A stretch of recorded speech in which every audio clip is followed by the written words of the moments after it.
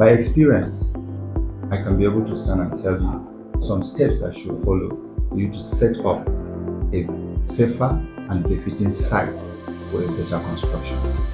For us to build smarter, we need to first of all do site inspection for us to ascertain the nature of the site.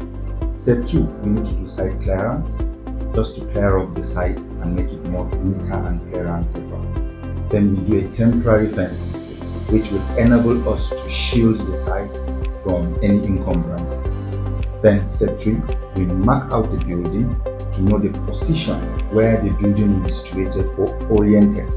Then before we can set up our site office for swift and easy movement on the site and coordination of the site. With this point, I believe it will aid you to set up a safer site and build smart. My name is Architect Nathaniel Isaiah, CEO, MD Rogia Box. Thank you.